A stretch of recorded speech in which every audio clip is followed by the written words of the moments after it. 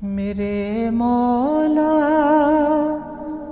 گناہوں کا سمندر ساتھ لایا ہوں، میرے مولا گناہوں کا سمندر ساتھ لایا ہوں، سرے تسلیم کرنے خم تیرے۔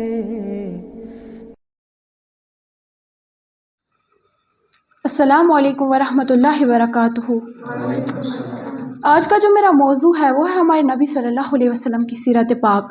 اعوذ باللہ من الشیطان الرجیم، بسم اللہ الرحمن الرحیم۔ اللہ کے آخری رسول حضرت محمد صلی اللہ علیہ وسلم مکہ مکرمہ میں پیدا ہوئے۔ آپ صلی اللہ علیہ وسلم حضرت اسماعیل کی اولاد میں سے تھے۔ مکہ میں ایک خاندان قریش کا تھا، آپ صلی اللہ علیہ وسلم اسی قریش خاندان سے تھے۔ کعبہ کا انتظام بھی اسی قریش خاندان کے ہاتھ میں تھا، اسی لیے سارے عرب کے لوگ قریش خاندان کی بہت عزت کرتے تھے۔ حضرت محمد صلی اللہ علیہ وسلم حضرت اسماعیل کے تقریباً 2500 سال کے بعد پیدا ہوئے۔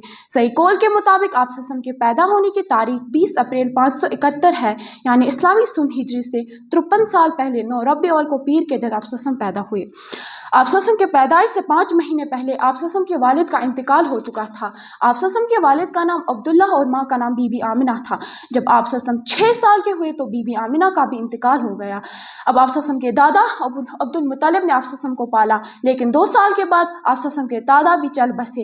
اس طرح حضرت محمد مصطفیٰ صلی اللہ علیہ وسلم 8 سال کی عمر میں ماں باپ اور دادا کے سائے سے محروم ہو گئے۔ اب آپ صلی اللہ علیہ وسلم کے چچا ابو طالب نے آپ صلی اللہ علیہ وسلم کو پالا۔ ابو طالب ہی کے گھر آپ صلی اللہ علیہ وسلم جوان ہو گئے۔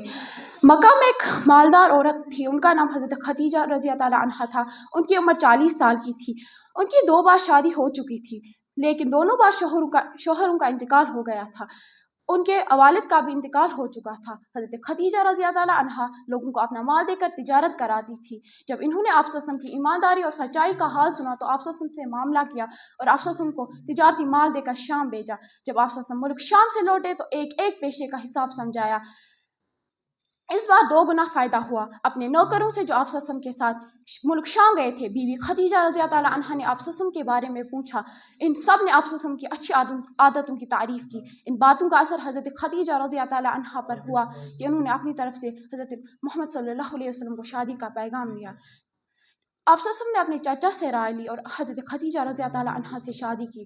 اس وقت آپ صلی اللہ علیہ وسلم کی عمر 25 سال تھی اور حضرت خدیجہ رضی اللہ تعالیٰ عنہا کی 40 سال۔ یہ وہ زمانہ تھا جب مکہ شہر اور عرب کے لوگ برے کاموں میں پھنسے ہوئے تھے۔ اس خدا کے بدلے بہت سی مورتیوں کو پوجتے تھے۔ کعبہ کو ایک خدا کی عبادت کے لیے بنایا گیا تھا۔ وہاں پر 360 مورتیاں رکھی گئی تھی۔ لوگ شراب پیتے، جوہا کھیلتے، ذرا سی بات پر لڑائی جھگڑے کرتے اور ایک دوسرے کو قتل کر دیتے۔ لوگ لڑکیوں کے پیدا ہونے کو برا سمجھتے۔ بہت سے لوگ تو لڑکیوں کے پیدا ہوتے ہی ان کو مار دیتے یا زمین میں دفنا دیتے۔ باقی